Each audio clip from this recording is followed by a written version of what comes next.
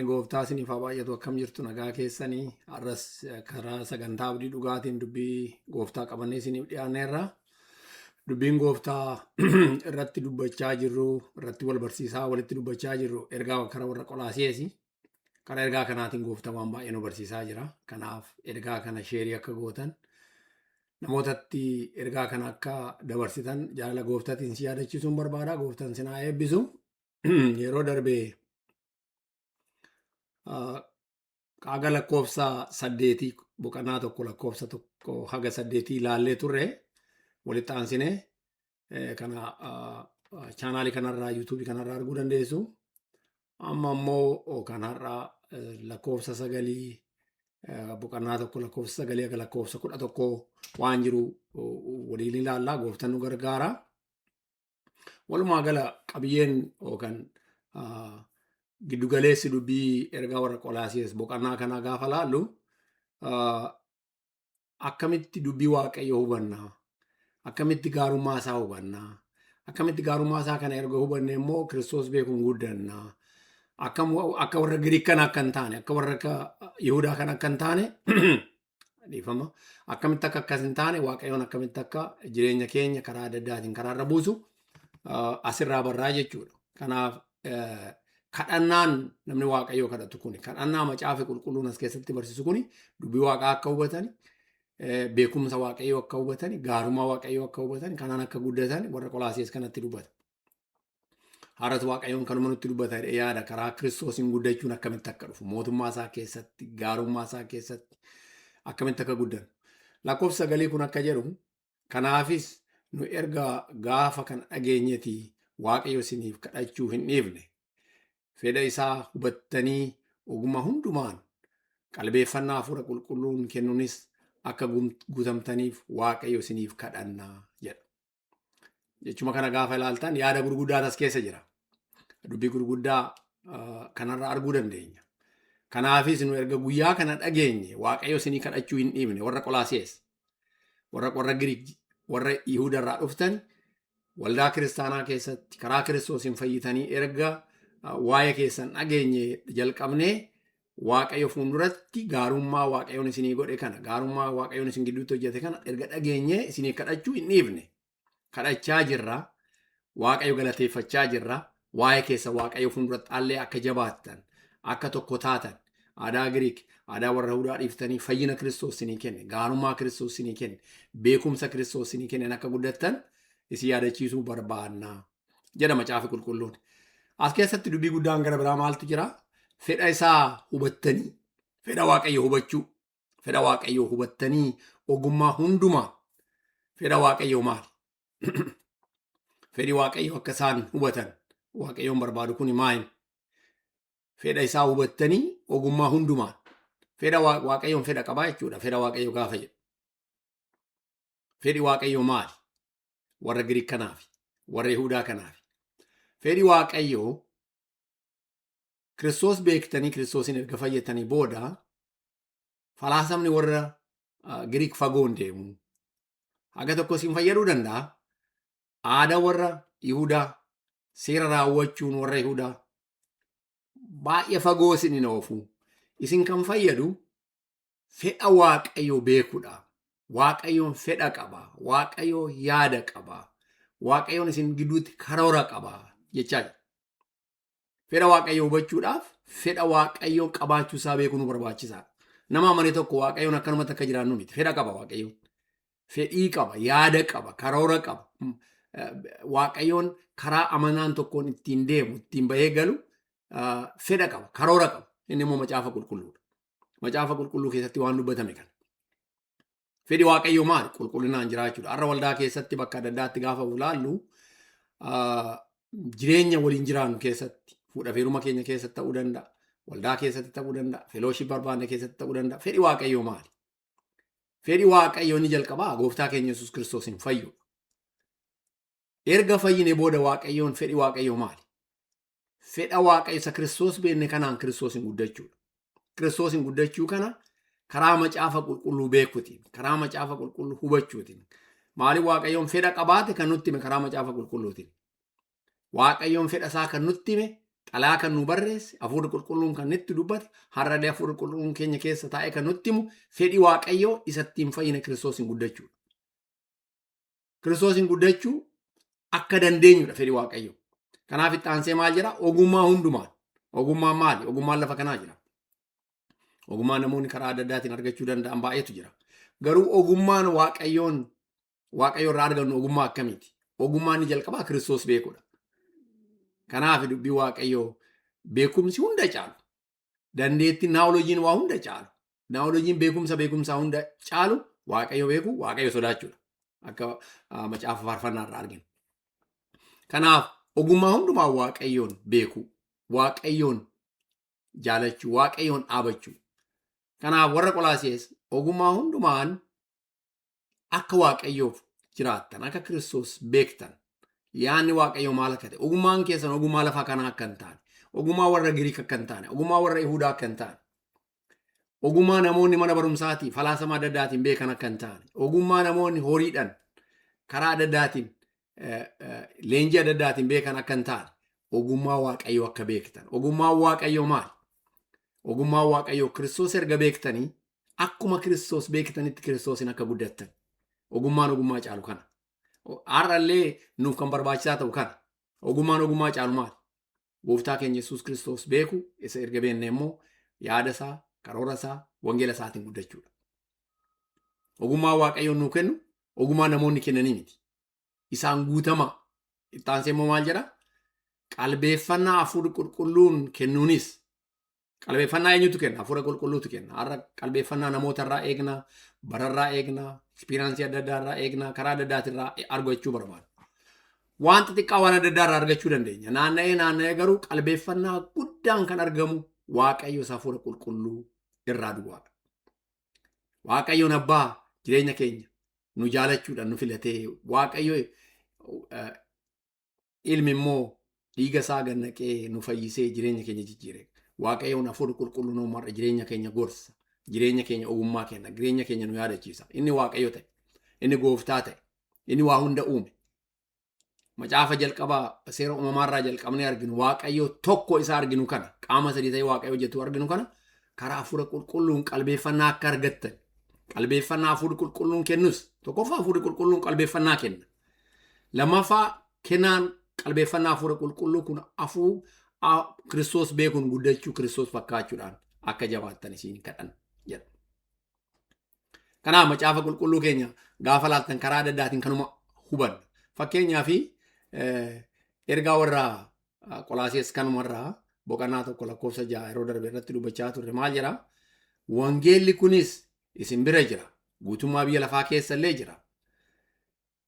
Ija godhachuudhaan, isaan guddachuudhaaf wangeela kana dhageessaniirtu, wangeela kanaan jabaachuu qabdu, wangeela kanaan guddachuu qabdu lakkoofsa 6 irratti yeroo darbe ilaalaa kan turre.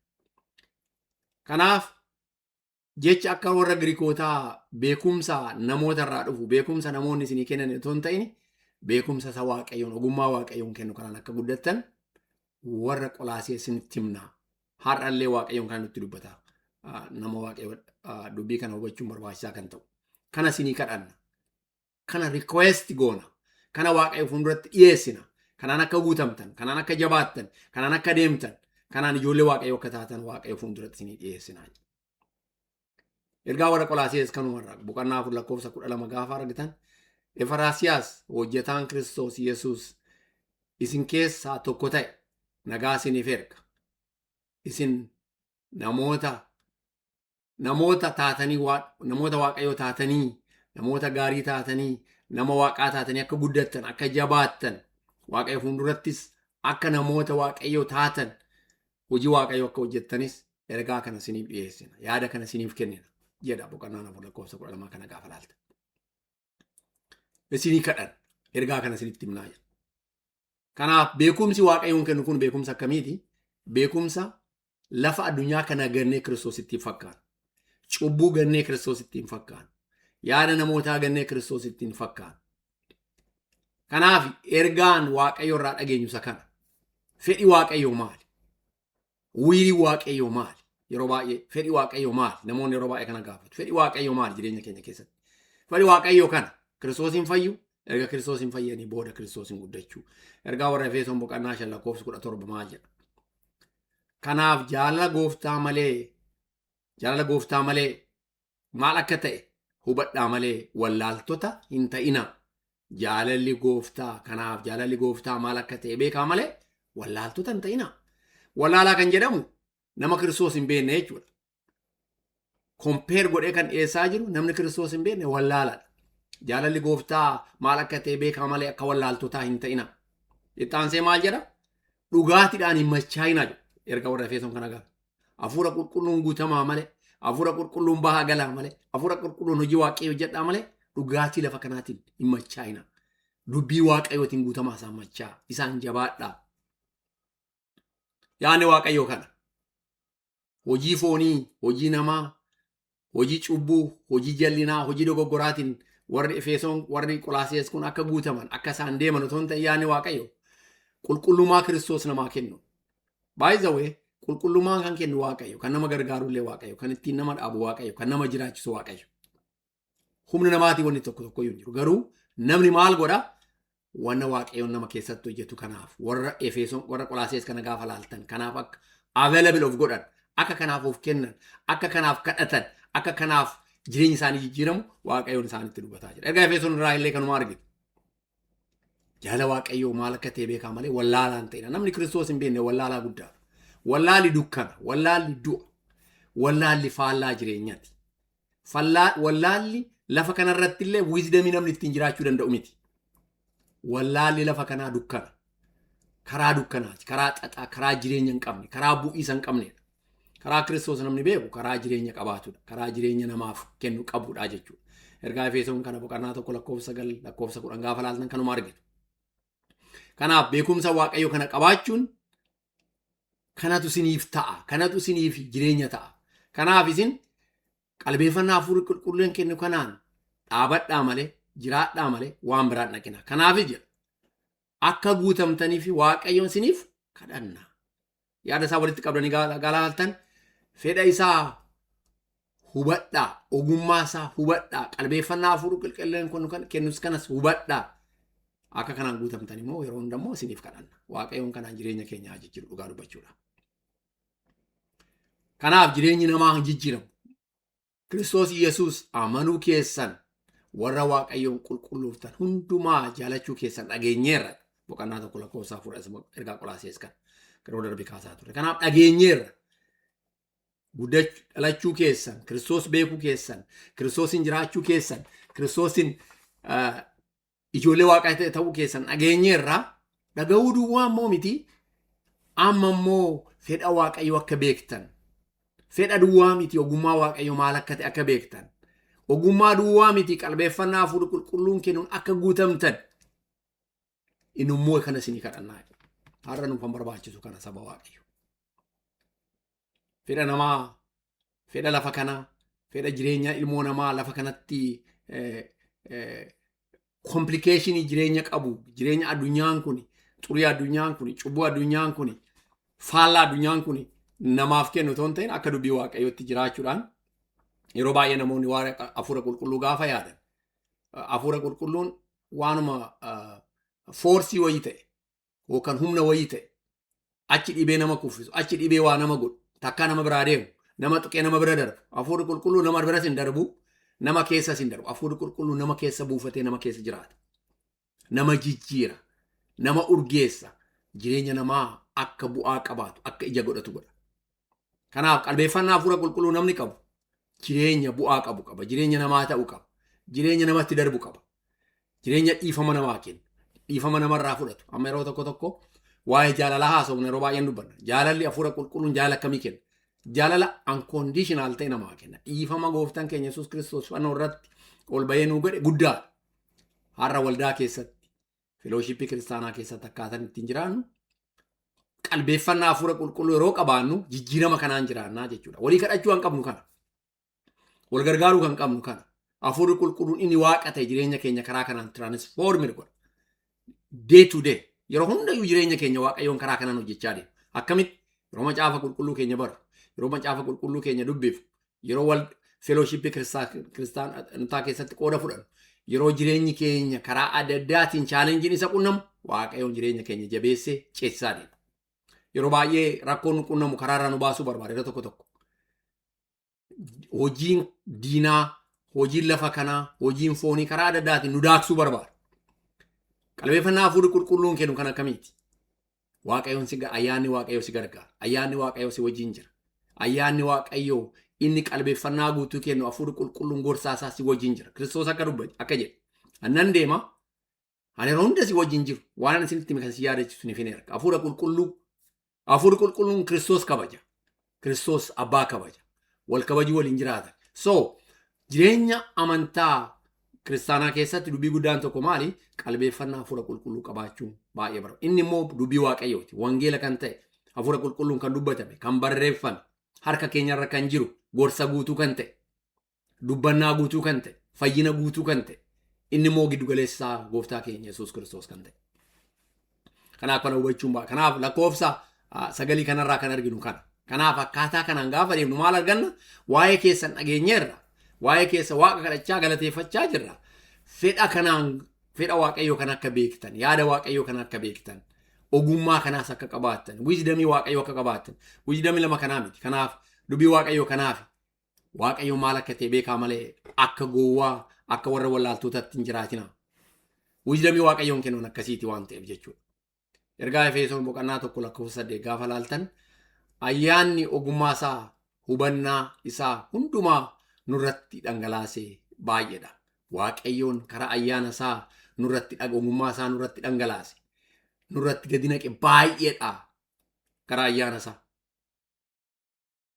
Waaqayyootu jireenya keenya irratti maal dhangalaase? Karaa ayyaana isaatiin ogummaa dhangalaase, hubannaa dhangalaase. Hundumaa jireenya keenya irratti waaqayyoon kan naqe. Dubbii waaqayyoon dubbatu kan. Namarraa miti ayyaana waaqayyootiin ta'e jireenya keenya irratti kun ergaa warra Efesoon boqonnaa 9 faallaa addunyaa kanaati. Gooftaadhaaf kan ta'u jireenya akkamiiti? Waaqayyo kan fakkaatu, Kiristoos kan fakkaatu. Kiristoos mataansaa hafuura qulqulluutiin har'a Kiristoos akka taanu, Kiristoositti imeejii yookaan immoo fakkina Kiristoosis akka guddannu.